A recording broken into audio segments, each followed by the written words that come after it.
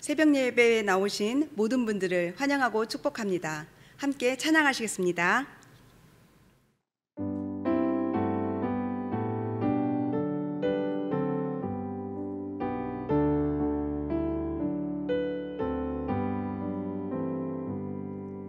주님의 마음을 본받는 자, 그 맘에 평강이 찾아오면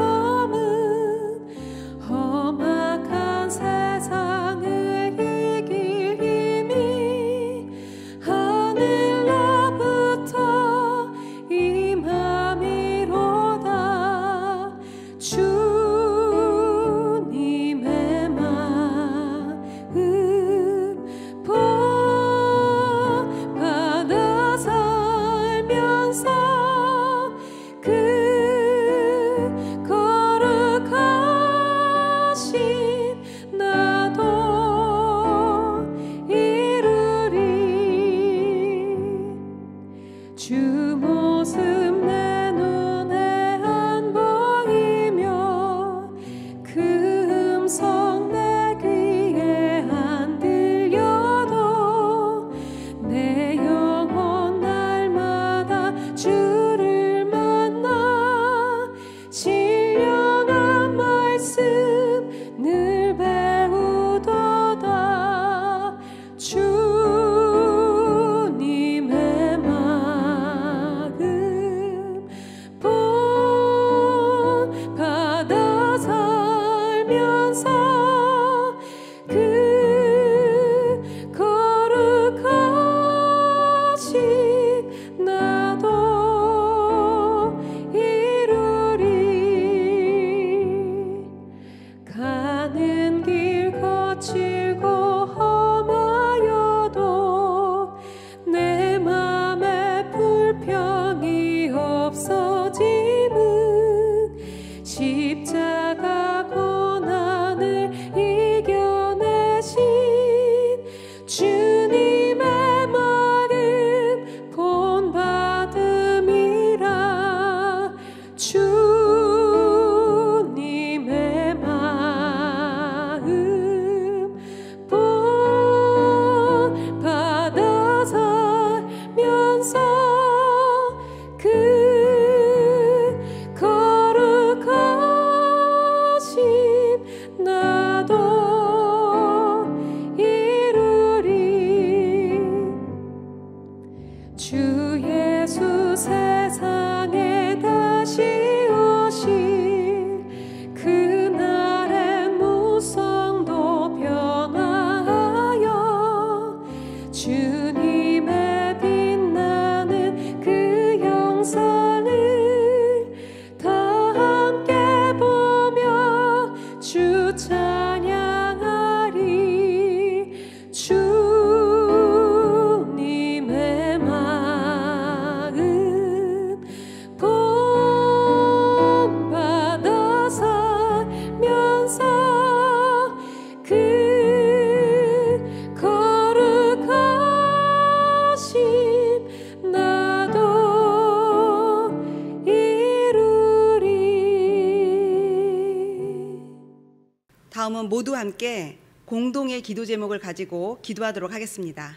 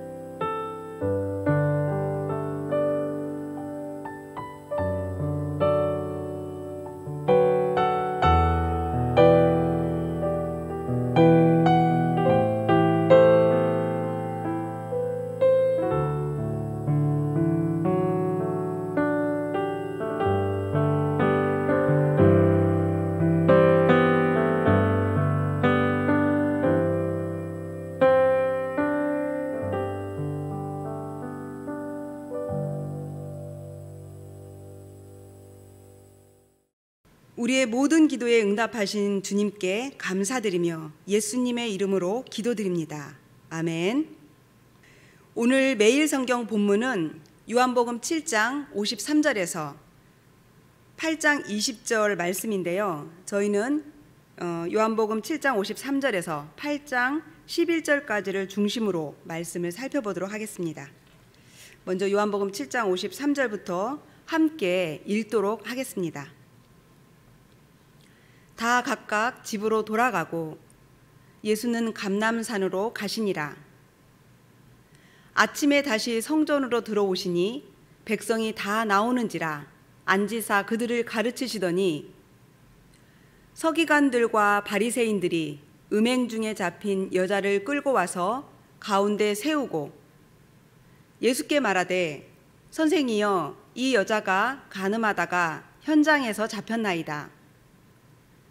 모세는 율법에 이러한 여자를 돌로 치라 명하였거니와 선생은 어떻게 말하겠나이까? 그들이 이렇게 말함은 고발할 조건을 얻고자 하여 예수를 시험함이로라. 예수께서 몸을 굽히사 손가락으로 땅에 쓰시니 그들이 묻기를 마지 아니하는지라.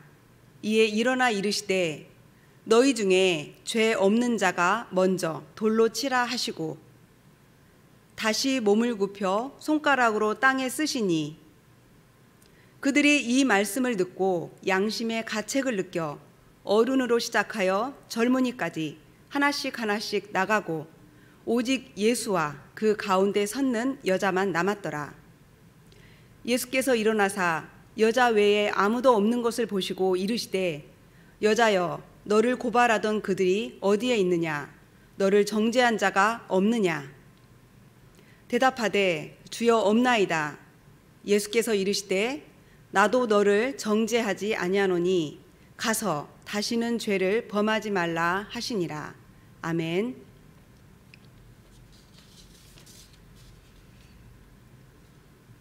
우리가 사는 이 세상을 움직이는 큰 힘은 뭘까요? 군인이 든 총칼일까요?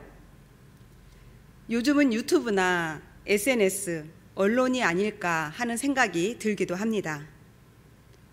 하지만 총칼의 힘은 역사의 심판으로 끝이 나고 언론도 매번 한때 시끄럽다가 안개처럼 사라지는 것을 왕왕 보게 됩니다.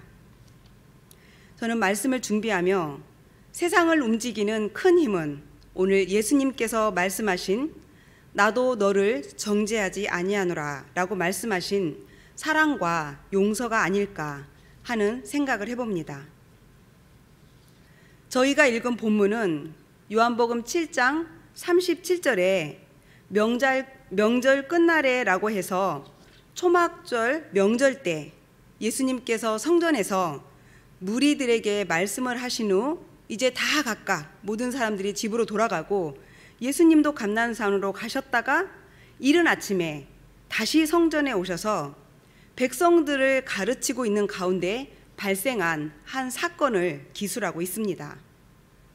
이 사건의 중심에는 간음하다 잡혀온 여인이 서 있습니다. 그녀를 끌고 온 서기관과 바리새인들은 6절에서 보는 바와 같이 그 여인이 아닌 예수님을 죽이고자 고발할 조건을 얻으려고 잡아들여온 여인이었습니다. 서기관들은 율법을 연구하고 전문적으로 해석하는 그리고 가르치는 사람들입니다. 바리새인들은 누구보다도 율법을 잘 지킨다고 공언하는 사람들입니다. 또 2절 말씀에 보면 성전에서 예수님의 말씀을 듣고 있던 사람들을 백성들이라고 말하고 있는데요. 이는 헬라어로 라오스라는 단어인데 자신이 언약 백성이라는 자부심을 갖고 있는 사람들을 가리키는 단어입니다. 그러니 끌려온 여인과 예수님은 지금 율법에 의해 의로운 자들이라고 자처하는 그런 사람들에 의해 둘러싸여 있는 것입니다. 이들은 자신들은 옳다는 정의감에 불타 죄를 지은 이 여인을 정죄할 뿐만 아니라 이제 예수님은 이 일을 어떻게 처리할 것인가 주목하고 있습니다. 예수님을 아주 난처한 상황으로 몰고 가 불법에 빠뜨리려고 하는 함정 질문을 던지고 있는 것입니다. 이런 사람들에게 예수님은 어떻게 또 무엇이라고 말씀하고 계신가? 신명기 5장 18절 말씀에 보면 간음하지 말라라고 해서 십계명으로 율법으로 간음을 금지했습니다. 또 레위기 2장 10절 말씀에 보면 누구든지 남의 아내와 간음하는 자, 곧 그의 이웃의 아내와 간음하는 자는 그 간부와 음부를 반드시 죽일지니라. 법대로라면 이 여인을 죽이는 것이 옳습니다. 만약 예수님께서 율법대로 이 여인을 돌로 쳐 죽이라고 하신다면 예수님은 로마의 법을 어기게 됩니다. 로마의 식민지였던 유대가 사람을 죽이는 것은 법으로 금지되어 있기 때문입니다. 만약 또 율법대로 죽이라고 말씀하시는 것은 그간 예수님께서 가르치시는 그 가르침과 맞지 않는 처사였기 때문에 이들은 분명히 예수님께서 이 여인을 죽이지 않을 것이라고 예상하고 한 질문이었습니다. 그렇다고 이 여인을 죽이지 말라고 하신다면 이것은 또한 예수님께서 율법을 범하게 되는 것이겠죠. 이래도 저래도 예수님을 함정에 빠뜨릴 수 있는 상황을, 그 사건을 그들은 일으킨 것입니다. 이때 예수님께서 어떻게 하십니까? 6절 말씀을 한번 볼까요? 6절 말씀에 보면 예수께서 몸을 굽히사 손가락으로 땅에 쓰시니, 이런 사람들을 향하여 예수님께서는 아무 말씀을 하지 않으십니다. 그리고 어떠한 한 행동을 하십니다. 몸을 굽혀 손가락으로 땅에 뭔가를 쓰십니다. 그러자 모든 사람들이 그 예수님의 행동을 주목하게 됩니다. 가늠한 여인에게 향해 쏟아지던 모든 정죄의 시선들이 모두 예수님에게로 옮겨오도록 예수님께서 행동하신 것입니다.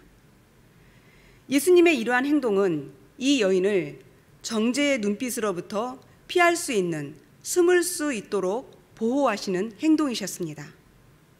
사람들이 계속 예수님께 다그쳐 묻습니다. 이 여자를 어떻게 하시겠냐는 것입니다. 그러자 예수님께서 뭐라고 말씀하십니까? 7절 말씀입니다. 너희 중에 죄 없는 자가 먼저 돌로 치라. 맞다. 저 여인은 율법대로 죽어야 한다. 그러니 돌로 쳐 죽여라. 단 죄 없는 자가 먼저 돌로 치라. 그리고는 다시 8절 말씀에 예수님께서는 다시 몸을 굽혀 손가락으로 땅에 쓰십니다. 성경은 예수님께서 그때 무엇을 쓰셨는지에 관심을 두지 않습니다.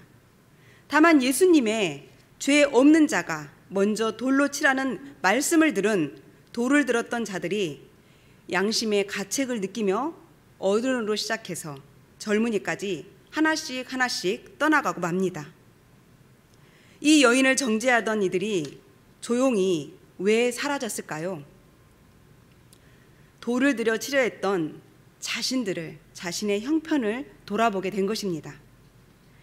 예수님께서 몸을 굽혀 손가락으로 땅에 쓰시는 이 무언의 말씀으로 정죄의 시선이 여인에게서 예수님에게로 옮겨가고, 그리고 그 시선은 예수님에게서 그 자신들에게로 향하도록 예수님께서는 유도하신 것입니다. 그리고 이제 그들은 자신도 이 여인과 똑같은 죄인임을 깨달아 알게 합니다. 돌을 들어 칠 자격이 없는, 정죄할 자격이 없는 것을 보게 된 것입니다. 이 여인뿐만 아니라 또 서기관과 바리새인들뿐만 아니라 우리 모두 또한 정죄할 자격이 없습니다. 그런 자격 없는 우리를 사랑하시고 용서하실 수 있는 분이 예수님이십니다. 예수님께서는 그런 자신을 세상의 빛, 생명의 빛이라고 요한복음 8장 12절에서 말씀하십니다.